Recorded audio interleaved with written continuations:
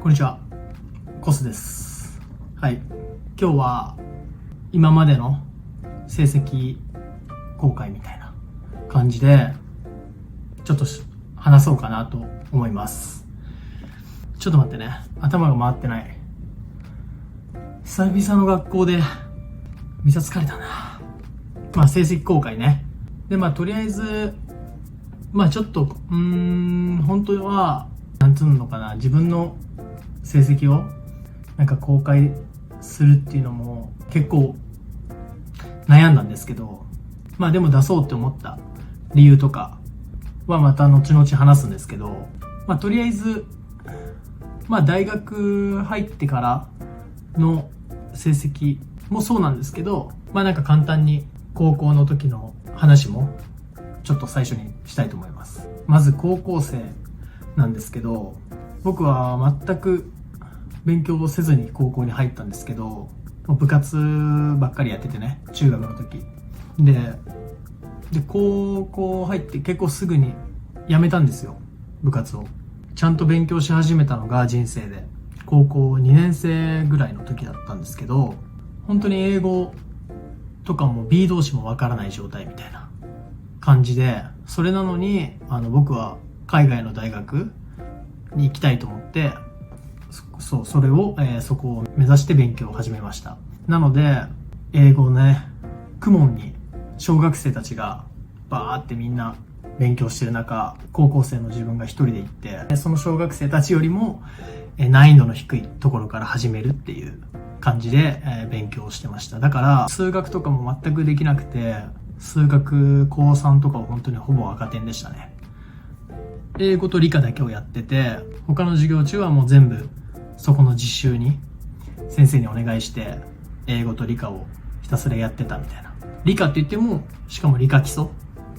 ばっかりでしたね。はい、そんな高校生活でした。だからもう全くの状態で大学に入ったって感じですね。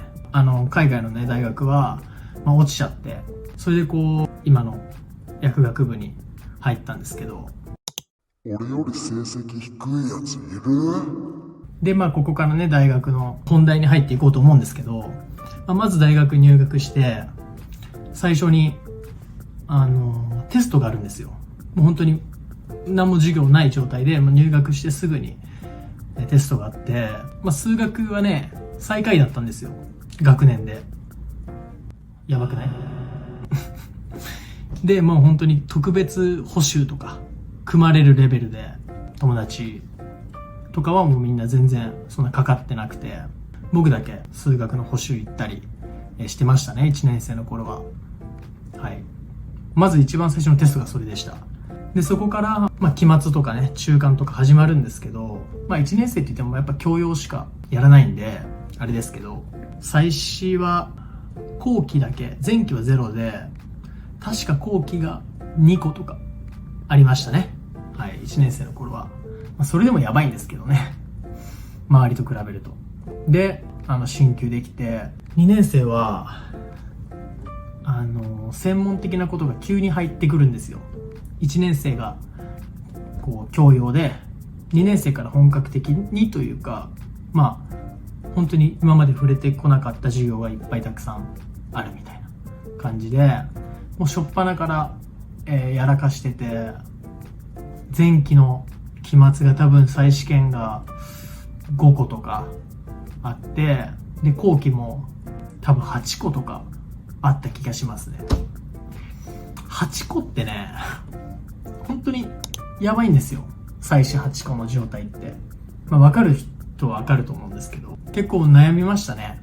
これやっていけるのかなとか、やめた方がいいのかなみたいな、悩んだんですけど、周りのね友達とかも一緒に頑張ってるしっていうことで、なんとかね再試験で単位を取って進級するんですけど、次は3年生かな。3年生はどうだったかな。でも前期は頑張ってて、多分3個とかちょっと減るんですよ。それでもあるんですけどね。はい、で後期は多分5個とか、ちょっと増えた気がする。で本当にね自分の中でテスト終わったら次は頑張ろうみたいなるんですけどね、なかなかそれをうまくいかなくて、こう再試験がないっていうことがない感じでした。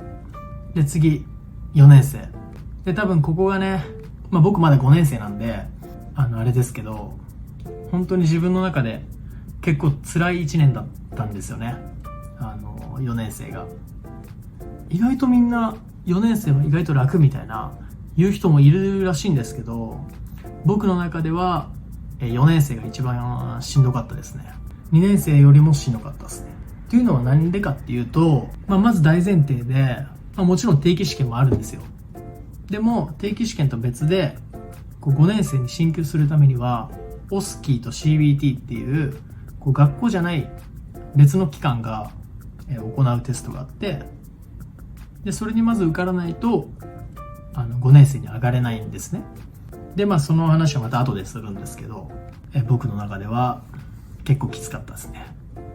定期試験はねめっちゃ難しかったみたいな感じではなかったんで、やっぱり CBT とかオスキーが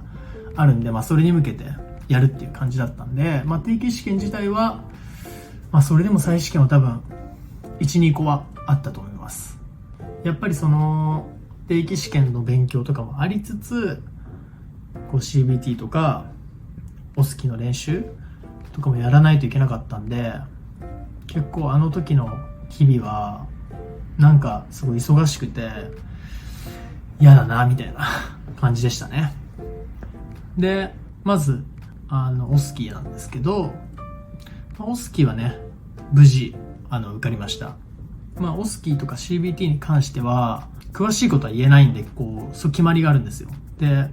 だから結果だけ伝えようかなと思ってます。オスキーは受かったんですけど CBT が落ちたんですよ。僕やばくないですか？やばいよね本当に。分かる人はこのやばさが分かると思うんですけど、本当にやばくて、落ちたんですよ。本試験落ちると再試験があって、で再試験でなんとかね合格できたんで、今5年生に慣れてるんですけど、ネットでねその CBT の受かるっていうか、落ちる人の確率というかっていうのを調べてほしいんですけど、かなりのねやばさがわかると思います。調べてくれたら。正直ね本当にきつかったです。ぶっちゃけ落ちる人って本当に少数なんですよ。多分全国見ても。そんな中で自分が落ちたっていう事実、衝撃、本当に精神的にきつくて、俺ってこんななんだみたいなね思ったんですけど、それもね本当に友達と頑張ってやれたんで受かりましたけど、最終的にはあんまりこういう人は多分いないんであれですけど、もしやばいかもって思う人は本当に頑張ってください。でなんでこんな自分から醜態を晒すのかっていういろんな気持ちがあるんですけど、まず一つは自分のこの今までの動画の映り方と現実がちょっとなんか離れてるっていうかがあるのかなっていう、みんなとのっていうことと、もう自分のためだよ、自分のためにちゃんと自分の立ち位置はここだよっていうのを表したかった。でそれはやっぱり本当に YouTube は自分の記録としてやってるんで、自分がね大人になった時とかに見返したりねした時にこういうこともあったなとかっていうのを見返せるのもやっぱ面白いなと思うんで、ちゃんと自分の立ち位置っていうのをここで出しといた方がいいかなっていう。でやっぱりこの動画を見てね、薬学部の、同世代の人とか薬剤師の人とかね、いろいろ思うことあると思うんですよ。厳しいこと、そういうね厳しいことを、コメントで言ってくれてもいいんですけど、数は少ないといえどね、僕みたいな人も、中にはいると思うんで、あんまりそういう人たちがこう見たときに傷つかない感じでコメントしてくれたら嬉しいですね。僕個人に言う分には全然いいんですけど、大きいくくりでね、言ってきたりするのは温かい感じでお願いしますっていうことです。それと、CBT 本試験、本試落ちたじゃないですか。で、そんなやつが国試ストレートで受かるってなかなか難しい話なんですよね。ぶっちゃけ。統計的にですよ。統計的に言えば。で、これはもう本当に先生とかにも言われてるし、難しいって自分でもこう分かってるんですけど、それでもこの時点からね、じゃあ諦めますみたいなことは言えないじゃないですか。だから頑張ろうって思ってるんで、絶望的な位置に僕いますけど、なんかこういうグラフがあってさ、ほんとこの辺だよね。この辺で、この辺が多分バーって受かってって、多分今僕この辺にいると思うんですけど、それでも受かろうと思って頑張ろうと思うので、これからも応援してくれたら嬉しいです。あとはアドバイスとかね、厳しいことも言いつつ、こうしたら受かりやすいんじゃないみたいなことも補足で教えてくれたらめちゃくちゃ嬉しいんで、底辺がここまで行くっていうストーリーをね、これから見せていければ一番ベストかなって思うので、これからもお願いしますっていう動画、これが一番言いたかったことですね。なんか言い忘れてる成績とか、なんか気になることがあれば答えれる範囲でだったらコメントでも DM でもできるだけ返すんで、そういう質問も待ってます。はい。誰かのためになればいいかなと思ってるんで、こんな感じかな。よし、じゃあ終わります。また見てください。バイバイ。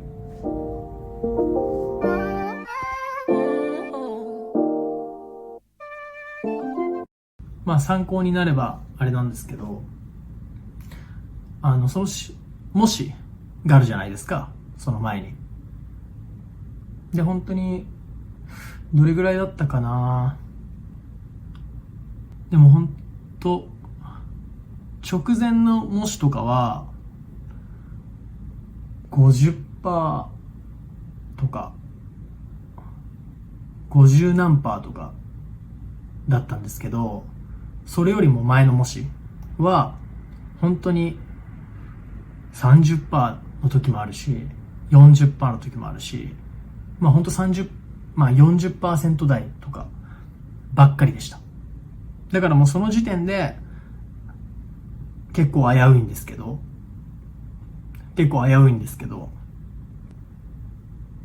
参考にしてください。本当にね、多分本当にこういう経験してる人はあんまりいないんで、参考になればいいかな